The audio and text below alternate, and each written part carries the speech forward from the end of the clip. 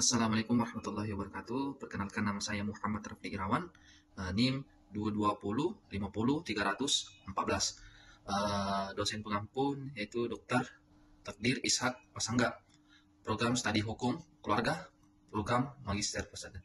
Baiklah, yang pertama itu pembahasan atau tema saya itu adat-adat hukum di Indonesia. Yang pertama, rumusan masalah itu sendiri, corak hukum adat di Indonesia. Yang kedua, apa dasar hukum sah berlakunya hukum adat? Yang ketiga, apa sumber-sumber hukum adat? Yang keempat, apa faktor-faktor mempengaruhi perkembangan hukum adat? Baik, corak-corak hukum adat. Yang pertama yaitu hukum adat kita mempunyai corak-corak tertentu. Corak-corak yang terpenting adalah bercorak religius, magis.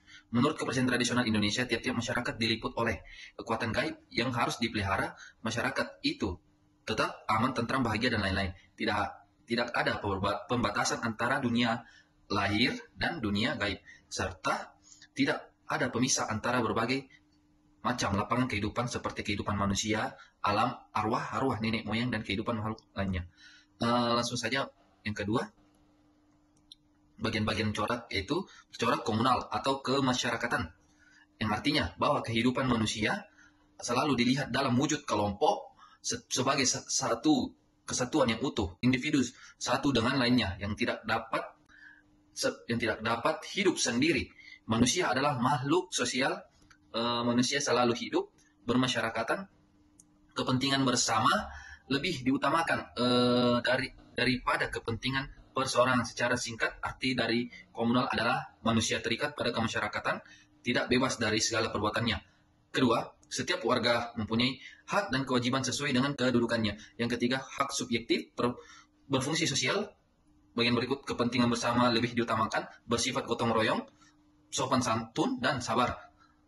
Yang ketiga itu bercorak demokrasi, bahwa segala sesuatu selalu diselesaikan dengan rasa kebersamaan. Kepentingan bersama lebih diutamakan daripada kepentingan pribadi, sesuai dengan asas pemasyarakatan dan perwakilan sebagai sistem pemerintahan.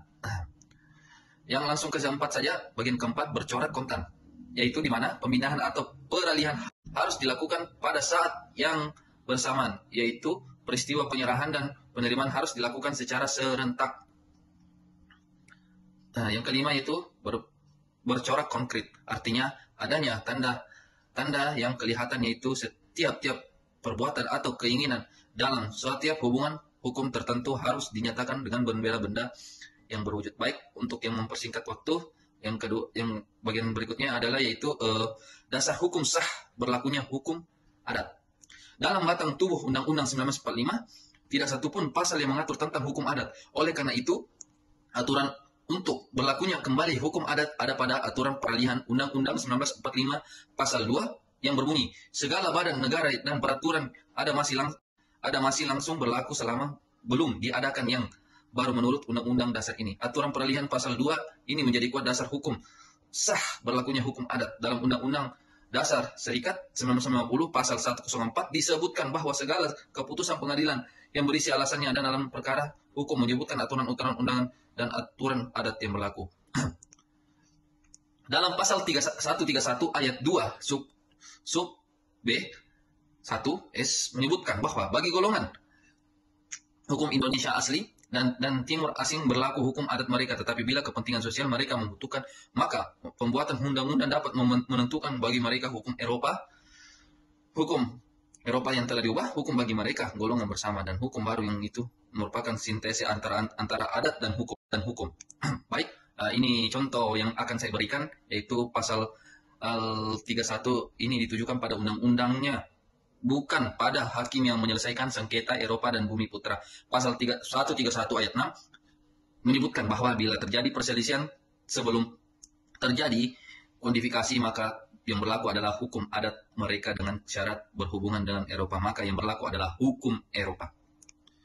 Baik, sambungan dari dalam Undang-Undang Nomor 1964 pasal 23 ayat 1 menyebutkan bahwa segala putusan pengadilan selain harus memuat dasar-dasar dan alasan putusan itu juga harus memuat pula pasal-pasal tertentu dari peraturan yang bersangkutan atau sumber hukum tidak tertulis dijadikan dasar untuk mengadili. Undang-Undang Nomor 9 tahun 1964 ini direvisi jadi Undang-Undang Nomor 14 1970 tentang pokok-pokok kekuasaan kehakiman, karena dalam Undang-Undang Nomor 19 tersebut tersirat adanya campur tangan presiden yang terlalu besar kekuasaan yudikatif. Sumber-sumber adat, hukum adat, yaitu sumber-sumber hukum adat adalah adat istiadat atau kebiasaan yang merupakan tradisi kebudayaan tradisional rakyat. Yang ketiga, ujren kaidah dari kebudayaan Indonesia asli. Yang keempat, perasaan keadilan yang hidup dalam masyarakat. Yang kelima, pepatah adat. Yang keenam, jurisprudensi adat. Yang ketujuh, dokumen-dokumen yang hidup pada waktu itu yang memuat ketentuan-ketentuan hukum yang hidup. Yang kedelapan, kitab-kitab hukum yang pernah dikeluarkan oleh raja-raja. Yang kesembilan, doktrin tentang hukum adat. Hasil-hasil penelitian tentang hukum nilai tumbuh. Yang slide berikutnya itu tentang faktor-faktor yang mempengaruhi hukum adat. Yang pertama, faktor magi dan anisme. Yang kedua, faktor agama. Kembali untuk penjelasan faktor magi dan anisme, yaitu pada masyarakat hukum adat, faktor magi dan anisme ini pengaruhnya begitu besar dan tidak atau belum dapat terdesak oleh agama-agama yang kemudian datang. Hal ini terlihat dalam wujud pelaksanaan upacara adat yang bersumber pada kepercayaan kepada kekuasaan atau gaib yang dapat dimohon bantuannya.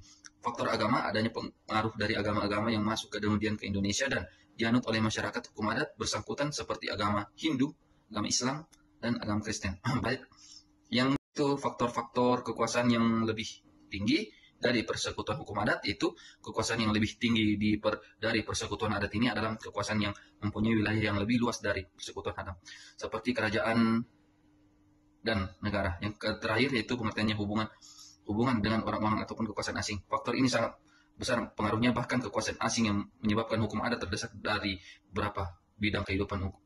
Selain itu, alam pikiran barat yang dibawa oleh orang-orang asing barat ke Indonesia dan kekuasaan asing berkembang cara berpikiran orang Indonesia sebagai contoh dapat dikemukakan proses individual sering di kota-kota yang berjalan lebih cepat daripada masyarakat di pedesaan. Cukup sekian pemaparan dari video singkat ini. Saya tutup dengan ucapan assalamualaikum warahmatullahi wabarakatuh.